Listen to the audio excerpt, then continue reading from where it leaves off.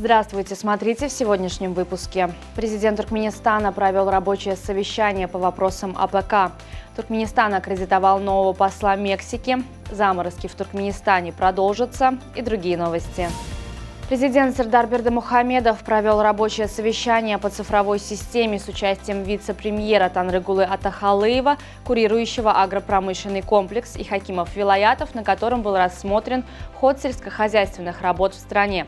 Как отмечалось в эти дни, в соответствии с агротехническими нормами в регионах Туркменистана продолжается уход за пшеницей, вспашка и планировка земель к посевной хлопчатника.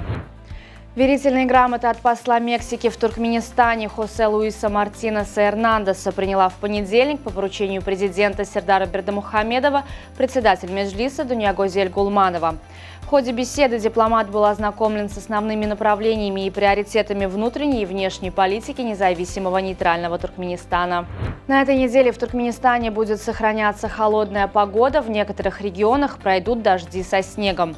В Ашхабаде ожидается переменчивая пасмурная погода, ветер с северо-востока может достичь скорости 13-15 метров в секунду.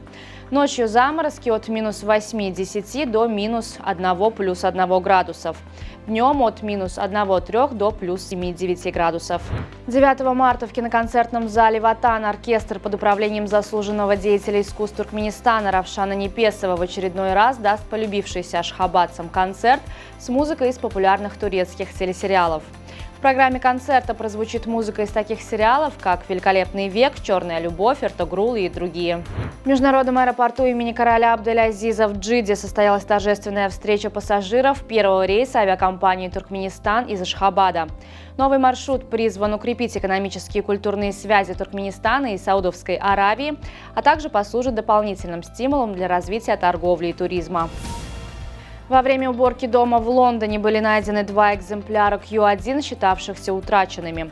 Эта модель, выпущенная в 1972 году, является первым в мире полностью интегрированным настольным компьютером, опередив детище Стива Джобса и Стива Возника на целых 5 лет.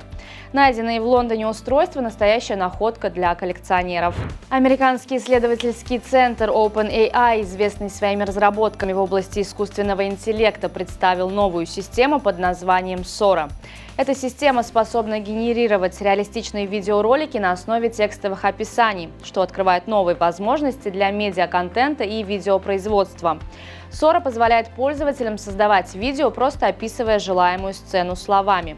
На данный момент доступ к Sora ограничен. OpenAI предоставляет возможность работать с системой только избранным исследователям и ученым. Бригада арбитров из Туркменистана во главе с Чарамуратом Курбановым обслужила товарищеский матч между российским Ростовом и казахстанской Астаной. Встреча прошла на сборах в ОАЭ и завершилась со счетом 1-0 в пользу подопечных Валерия Карпина.